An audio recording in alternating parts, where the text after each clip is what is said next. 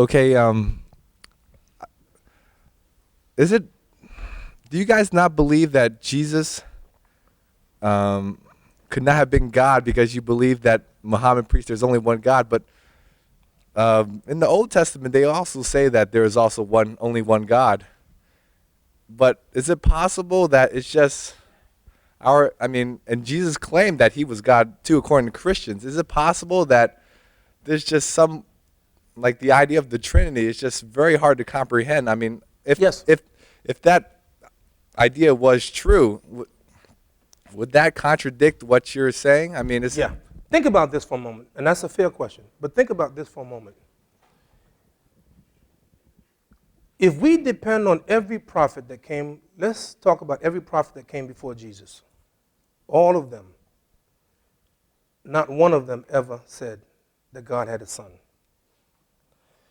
And what happened is that the last book, and what puts Muslims in this favorable position is that we believe, you know the difference between us? We believe in the gospel in its original form. And we believe in the Torah. So we believe that the Quran now has to make sure it has to clarify any mistakes. Let me show you what I mean.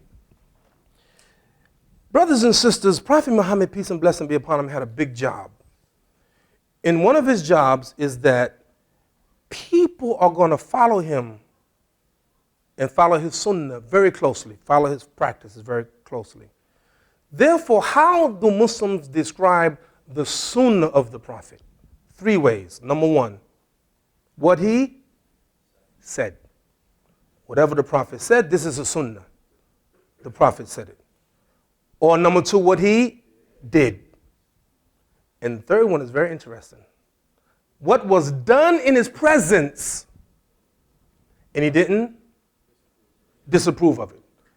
It's part of his sunnah.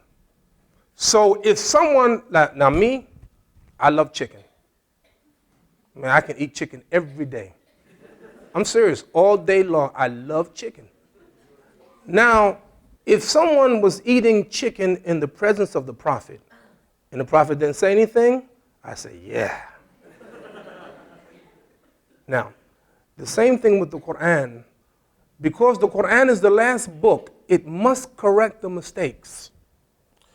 And I know people of faith, they're going to believe it because they're people of faith.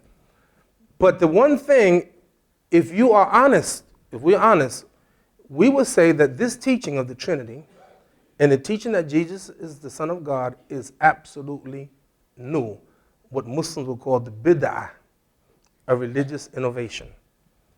And so what the Quran has to do, it has to now correct it. Not Jesus. We don't believe that Jesus ever told people to worship him. He's the Son of God or any of that, or the Trinity. I'm not saying we reject it because it's irrational. That's not my argument. We reject it because God said it's not true. As simple as that. Now, one of the things that will happen in the last day, we believe that everybody's going to believe in Jesus. And meaning that he's going to denounce people of worshiping him. And people will believe in him like they believe in every prophet. And every prophet, with no exception, taught that God is one. Every prophet, no exception. It's a matter of faith, and that's what your argument would be. Belief in Trinity is very difficult to believe in. It's a matter of faith. Ultimately, that's your argument.